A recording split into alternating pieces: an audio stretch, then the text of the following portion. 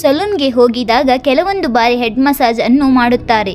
ನಮ್ಮ ಕರ್ನಾಟಕದ ಒಬ್ಬ ವ್ಯಕ್ತಿಗೆ ಸಲೂನ್ನಲ್ಲಿ ಹೆಡ್ ಮಸಾಜ್ ಮಾಡಿದಾಗ ಅವರಿಗೆ ಸ್ಟ್ರೋಕ್ ಬಂದಿದೆ. ಸಲೂನ್ನಲ್ಲಿ ಹೆಡ್ ಮಸಾಜ್ ಮಾಡಿದರೆ ಸ್ಟ್ರೋಕ್ ಬರುತ್ತಾ ಅಂತ ಕೇಳಿದರೆ ಯೂಶ್ವಲಿ ಬರೋದಿಲ್ಲ. ಸಲೂನ್ನಲ್ಲಿ ಎಲ್ಲರೂ ಕೂಡ ಪ್ರೊಫೆಷನಲ್ ಆಗಿ ಮಸಾಜನ್ನು ಮಾಡಲು ತಿಳಿದವರ ಅಂತ ಕೇಳಿದರೆ ಇಲ್ಲ. ಮೋಸ್ಟ್ ಆಫ್ ದ ಕೇಸ್ಗಳಲ್ಲಿ ಸಲೂನ್ಗಳಲ್ಲಿ ಅಟ್ರಾಕ್ಟ್ ಮಾಡಲಿಕ್ಕೆ ಕಸ್ಟಮರ್ಗಳಿಗೆ ಹೇರ್ ಕಟ್ಟಿಂಗ್ ಜೊತೆಗೆ ಹೆಡ್ ಮಸಾಜನ್ನು ಕೂಡ ಮಾಡ್ತಾರೆ. ಸೊ ಕರ್ನಾಟಕದಲ್ಲಿ 30 ವರ್ಷದ ರಾಮ್ಕುಮಾರ್ ಎಂಬವರಿಗೆ ಏನಾಗಿದೆ ಅಂದರೆ ಸಲೂನ್ಗೆ ಹೋಗಿ ಹೇರ್ ಕಟ್ ಎಲ್ಲ ಮುಗಿದ ಬಳಿಕ ಹೆಡ್ ಮಸಾಜನ್ನು ಕೂಡ ಮಾಡುತ್ತಾರೆ.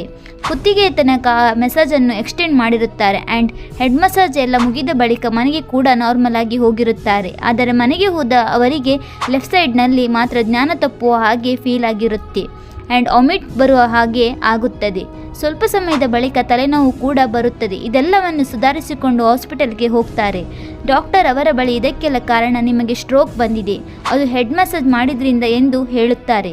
ಕುತ್ತಿಗೆಯ ಹತ್ತಿರ ಕೆರೋಟಿಡ್ ಆರ್ಟರಿ ಎಂಬ ಪದರವಿರುತ್ತದೆ, ಅದು ಡ್ಯಾಮೇಜ್ ಆಗಿರುತ್ತದೆ.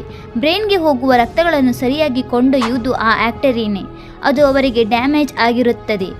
ನಿಮಗೆ ಹೆಡ್ ಮಸಾಜ್ ಮಾಡಬೇಕು ಅನಿಸಿದರೆ ತಲೆಯ ಪೋರ್ಷನ್ವರೆಗೆ ಮಾತ್ರ ಮಾಡಿಕೊಳ್ಳಿ, ಕುತ್ತಿಗೆಯ ತನಕ ಬೇಡ.